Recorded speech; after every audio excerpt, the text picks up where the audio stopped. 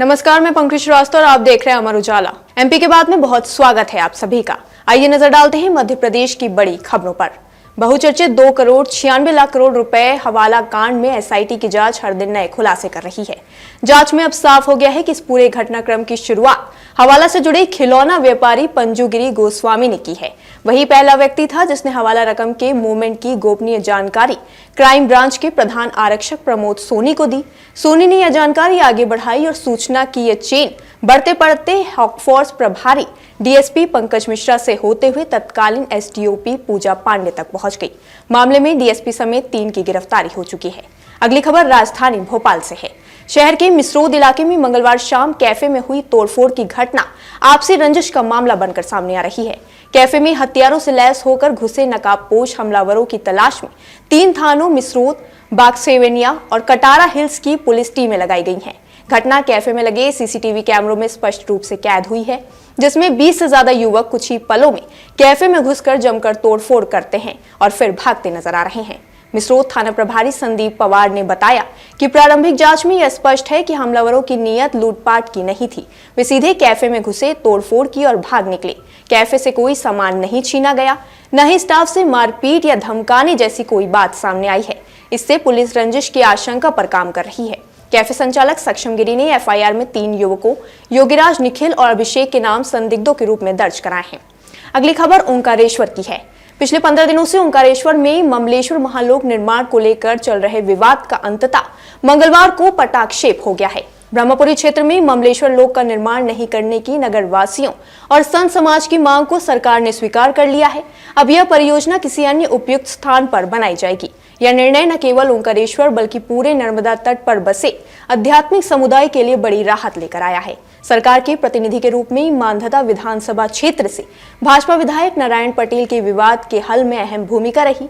उन्होंने बीच का रास्ता निकाला और मुख्यमंत्री से चर्चा कर समस्या का समाधान निकाल लिया। पटेल ने कहा कि मैं विनाश पर विकास नहीं होने दूंगा।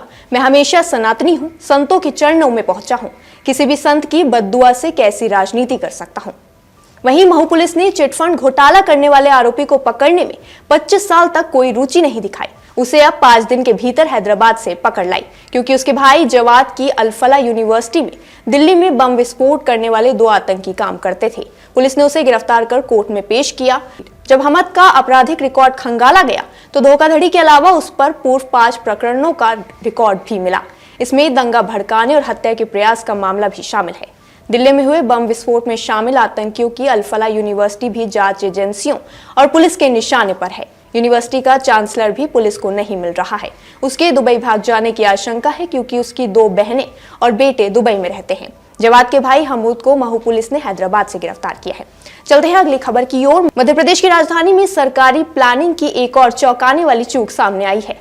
लिंक रोड नंबर 1 पर भोपाल नगर निगम ने करीब 40 करोड़ रुपए की लागत से 8 मंजिला आधुनिक मुख्यालय तो तैयार कर दिया, लेकिन इस पूरी ग्रीन बिल्डिंग कंस्ट्रक्शन में सबसे जरूरी हिस्सा परिषद का मीटिंग हॉल बनाना ही छोड़ दिया। निगम का नया मुख्यालय ग्रीन बिल्डिंग कॉन्सेप्ट पर बनाया गया है। इसके शुरू होने के बाद शहर के 10 से ज्यादा दफ्तर एक ही जगह शिफ्ट हो जाएंगे। सोलर पैनल लगाने का काम जारी है। फोन इंटरनेट केबल बिछाई जा रही है और कुछ फ्लोर पर फर्नीचर लगाया जा रहा है। कई खूबियों वाली इस बिल्डिंग में सबसे बड़ा दोष यह निकला कि यहाँ परिषद का मीटिंग हॉल ही शामिल नहीं किया गया। अब इसके लिए 10 करोड़ रुपए खर्च कर पास में अलग से हॉल बनाने की तैयारी है। डिजाइन में यह हिस्सा शुरू से नहीं था। जब तक नया हॉल तैयार नहीं हो जाता तब तक परिषद की बैठकें आईएसबीटी में आयोजित की जाएगी। अगली खबर आपको भावुक कर देगी। उज्जैन की जनसुनवाई में मॉकडाउन क्षेत्र से आए एक बुजुर्ग दंपत्ति ने अपने साथ हुए अन्याय की दर्द भरी कहानी सुनाई। बुजुर्ग ने बताया कि उनके ही 3 बेटों और बहू ने उन्हें और उनकी लकवाग्रस्त पत्नी को घर से निकाल दिया और मारपीट भी की। 29 सितंबर से वो घर से बाहर हैं और रिश्तेदारों के सहारे रह रहे हैं। न्याय की तलाश में मकदौन क्षेत्र से बुजुर्ग दंपत्ति सोमवार को जनसुनवाई में पहुंचे। पत्नी लकवाग्रस्त थी, जिन्हें उनका पोता व्हीलचेयर पर बैठा कर लेकर आया। शिकायत सुनते समय बुजुर्ग व्यक्ति रो पड़े। उन्होंने बताया कि उनके ही 3 बेटों और बहुओं ने मिलकर उन्हें घर से निकाल दिया और मारपीट तक की। वृद्ध ने दर्द भरी आवाज में कहा, 29 सितंबर से घर से बाहर हूँ, रिश्तेदारों के सहारे रह रहा हूँ, जमीन मकान सब में हिस्सा दे चुका हूँ, फिर भी बेटों का लालच खत्म नहीं हुआ। मुझे और मेरी लकवाग्रस्त पत्नी को घर से धक्के देकर निकाल दिया। इतना कहते ही बुजुर्ग की आवाज कांप गई और आंखें भर आई। मामले में सबसे संवेदनशील पहलू ये रहा कि जब बेटों ने अपने माता पिता को ठुकरा दिया, तब एक पोते ने इंसानियत और रिश्तों की मिसाल पेश की। अगली खबर में जानते हैं मौसम का हाल। प्रदेश इस समय कड़ाके की ठंड की गिरफ्त में है। तेज बर्फीली हवाओं ने हालात ऐसे बना दिए हैं कि सुबह शाम के साथ अब दिन में भी ठिठुरन महसूस की जा रही है। भोपाल, इंदौर, जबलपुर सहित कई जिलों में शीतलहर का असर जारी है। मंगलवार को 15 से अधिक जिलों में सर्द हवाएं चली और बुधवार को भी मौसम में कोई खास राहत मिलने की उम्मीद नहीं है। इसी बीच कोहरा भी बढ़ने लगा है। भोपाल में मंगलवार शाम से ही हल्की धुंध छा गई थी। मौसम विभाग ने बुधवार के लिए भोपाल, इंदौर, राजगढ़, जबलपुर, शाजापुर, सीहोर, देवास, खंडवा, खरगोन, धार, बड़वानी, शिवपुरी, निवड़ी, टीकमगढ़, छतरपुर, पन्ना, सतना, मैहर, शहडोल, कटनी और उमरिया में शीतलहर का अलर्ट जारी किया है। सोमवार, मंगलवार की रात तापमान लगातार गिरावट में रहा। 18 शहरों में न्यूनतम तापमान 10 डिग्री से भी नीचे दर्ज किया गया। अगली खबर जबलपुर से है।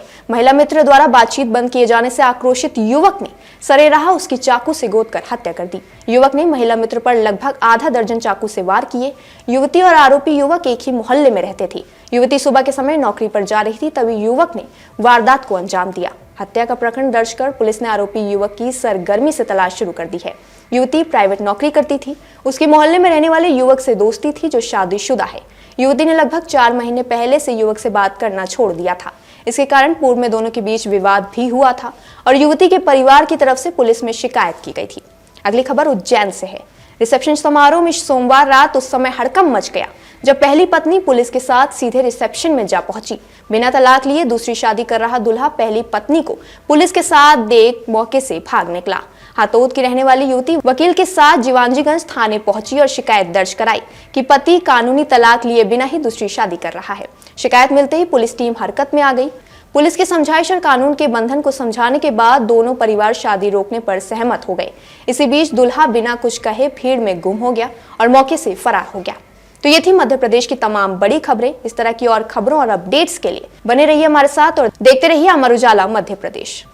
अगर आप ये वीडियो YouTube पर देख रहे हैं तो हमारे चैनल को सब्सक्राइब कर बेल आइकन दबाएं और Facebook पर देख रहे हैं तो हमारे पेज को लाइक करें।